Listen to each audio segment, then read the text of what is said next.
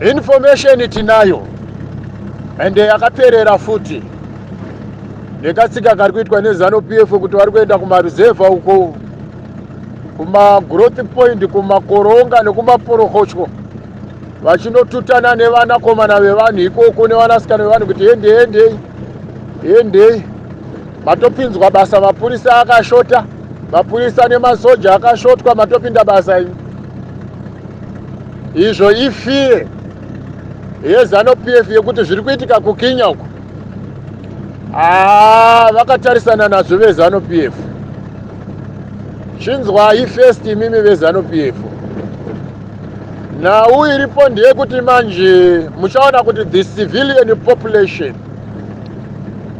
iri kuda kukudhonzerai hombe, iri kuda kuburitsa hombe kupfuura yamakamboona imi. Hazvisi kuzotadzisa vanhu kubloka the SADC zviya. Rimwe bugwa riri kutoenda. Now at the same time ndoda kuti ndiudze mabrothers angu nemasisters angu ayo ekukumbwa kuti hendei kuHarare matopinda basa rechisoja nerechipurisa, muri kunotreniwa vachivharirwa makembi. Izvo they want to be deployed kuti varove vamwe vavo.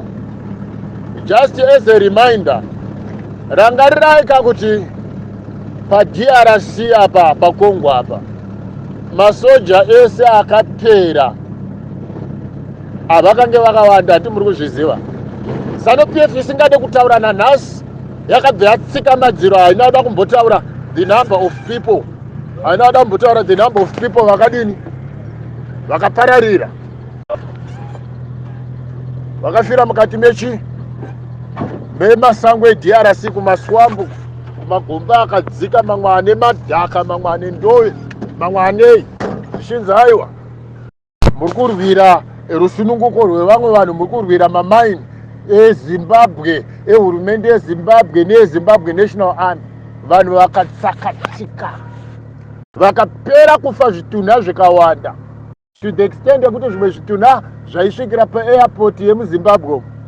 Pazvakaonekwa kuti vanhu vazviziva kuti vanhu vapera kufa, they diverted zvitunha zvakange zvakusvikira muSouth Africa paBloemfontein apa, zvotakurwa nekambani yematraki inonzi yeHeston yemafiriji, ndo yaitakura zvitunha zvichienda kuZimbabwe vachiita sezvinonzi vakatakura nyama yemombe.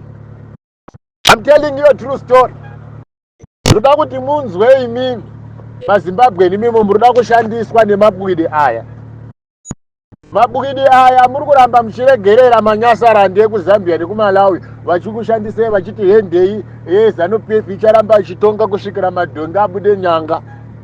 Zvekubuda kwemadhongi nyanga kana kusabuda kwemadhongi nyanga, kana zvezvo kuti anzi madhongi kusvika amira mapapiro, kana kuti mbudzi yagona kutaura, zvekutaura kwembudzi hatinei nazvo.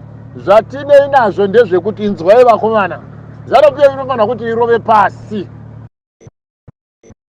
ZANU-PF inofanira kuti iende.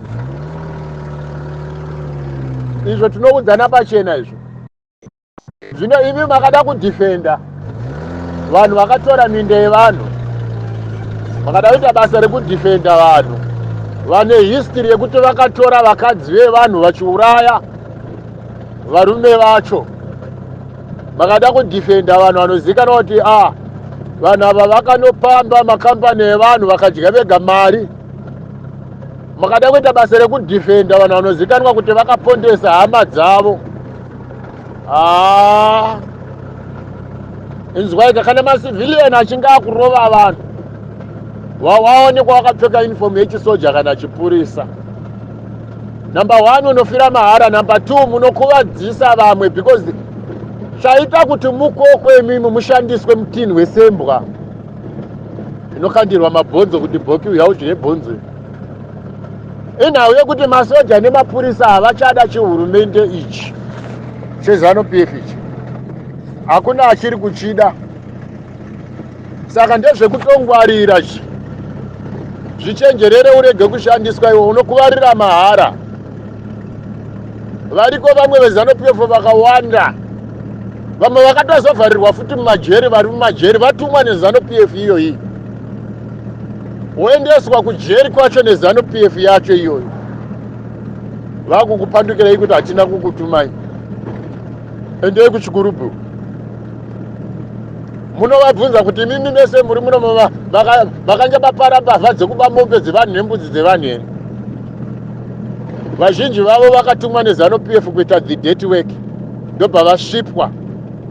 ZANU-PF hainei nazvo nokuti inoti politics is a dirty game. Zvino utsvina hwepolitics hwacho ndihwohwo hwokuti munokokorodzwa imimi muchinzi mapinda basa kuchisoja.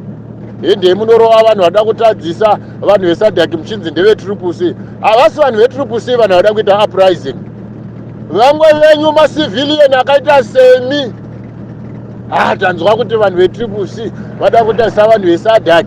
Aiwa, musanyeperwe imi.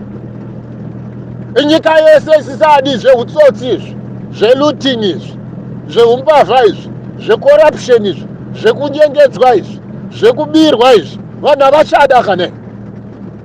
Vanhu havachada zvekubirwa. Vanhu vada kumborivenja zvishoma ka. Vanhu vada kumbodhonza hombe, varida kukakata refu. And the people, they are ready to do it. And hakuna chichamisa munhu kupinda mustreet. Ameno muchatozomuzwa chinzi havadzima network yeWhatsApp, yeFacebook, but still vanhu vachangopinda zvakadaro. Kucharohwa mbiti chidzokera mumwena. Ndoda kutopa warning nema-MPs ese eopposition wanga wakapiwa ma40,000 vaya. Kuti machances aripo ndekutoti munotobatanidzirwa chete because vanhu vakagumbuka. Vana Shabangu, ndoda kuti ndigare ndatokuudza. Hazvi zvekumbonzvengana izvi mwana wamai. Chenjera kurohwa demo mugotsi because civilian rakatotsamwa rakagumbuka. Zvinizvo zvori kutotarisana nazvo. Unotorohwa demo mugotsi Shabangu nana Mhonzora. Munhu wese anoziva kuti mutengesi. Munhu wese ari kuziva kuti mutengesi. Ziva kuti kutozototarisana nazvo chete.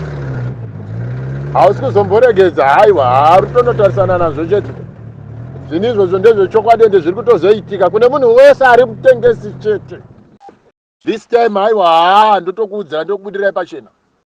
Uri pashit, uri patight.